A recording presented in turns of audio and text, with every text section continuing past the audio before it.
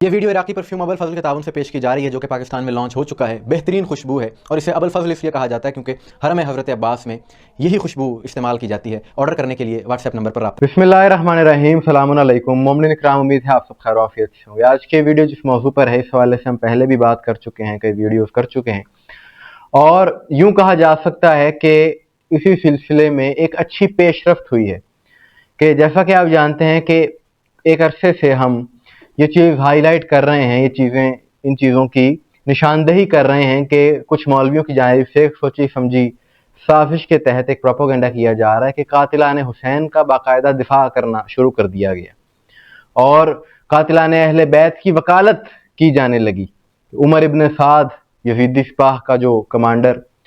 اس کو برا کہنے پر، اس پہ لعنت کرنے پر ایف آئی آر درج کروائی گئی۔ اس برف یزید کو برا کہنے پر بعض مقامات پر ایف آئی آر درج کروانے کی کوششیں کی گئی، بعض جگہ پر کروائی بھی گئی کچھ مولویوں کی جانب سے، اور خاص طور پہ یزید کا بڑا دفاع کرنا شروع کر دیا گیا۔ اچانک یہ چیزیں منظر عام پر آنا شروع ہو گئیں کہ پنجاب کے ایک علاقے میں ایک مومن نے سوشل میڈیا پر پوسٹ لکھی اور اس نے کہا کہ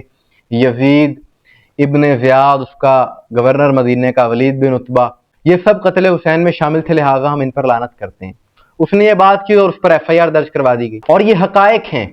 یہ چیزیں ریکارڈ پر ہیں، ہم اپنی طرف سے نہیں کر رہے، یہ سارا کچھ ہوا۔ پھر ایک مولوی نے تقریباً 1.5 ماہ پہلے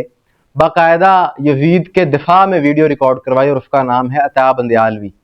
اور یہاں تک کہ مولانا طارق جمیل صاحب، جو کہ اکثر مناظرانہ گفتگو نہیں کرتے، انہیں بھی ویڈیو ریکارڈ کروانا پڑی اس کے جواب میں، اور انہوں نے کہا کہ یہ اس مولوی نے ظلم کیا ہے۔ خیر، یہ مولوی ماضی میں بھی اس قسم کی گفتگو کر چکا ہے اور یہ کہہ چکا ہے کہ جناب سیدہ زینب سلام اللہ علیہ اور امام زین العابدین علیہ السلام کے نعوذ باللہ بڑے اچھے مراسم تھے یزید کے ساتھ۔ اب جب اس نے یہ ویڈیو بنا دی تو سوشل میڈیا پر بہت زیادہ غم و غصہ پایا گیا، اس کے خلاف لوگوں نے آواز اٹھائی، اور اس کا نتیجہ یہ ہوا کہ انتظامیہ کی جانب سے ایکشن لیا گیا اور اس مولوی کو گرفتار کر لیا گیا۔ ظاہر ہے جب اس قسم کی گفتگو سر عام ہوگی تو بہت سے مسلمانوں کے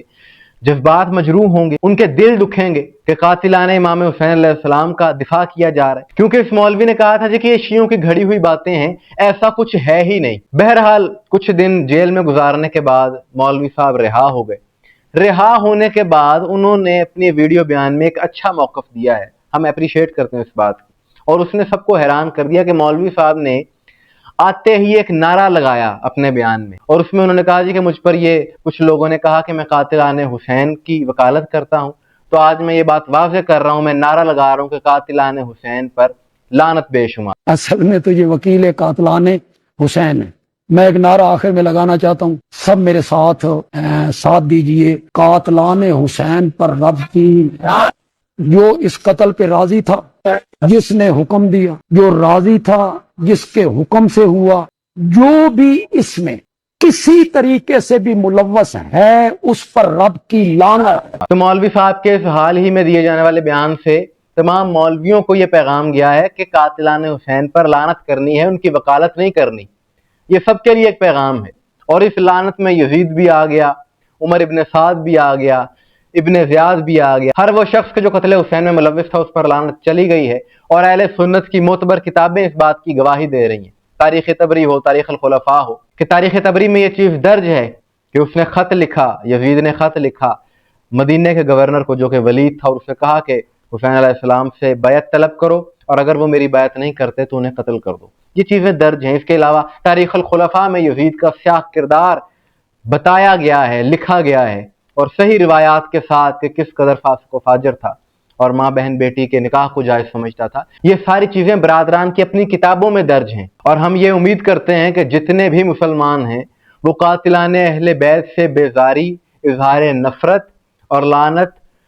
کسی پریشر کے تحت نہ کریں، دل سے کریں، کیونکہ اہل بیت سے محبت ایمان کا حصہ ہے، اور ان کے دشمنوں سے عداوت رکھنا بھی ایمان کا حصہ ہے۔ اور بات یہ ہے کہ تمام حسینی فرقہ واریت کے خلاف ہیں، اس ملک میں امن چاہتے ہیں، لیکن جب کچھ عناصر کی جانب سے قاتلان اہل بیت کا دفاع کیا جاتا ہے تو اس وقت ملک میں بدامنی پھیلنے کا خدشہ ہوتا ہے، لہذا یہ سلسلہ بھی ختم ہونا چاہیے۔ مومنین اکرام، آپ کی اس حوالے سے کیا رائے ہے کمنٹس میں ضرور بتائیے گا، مجھے دعا میں یاد رکھیے گا۔ السلام علیکم ورحمۃ اللہ۔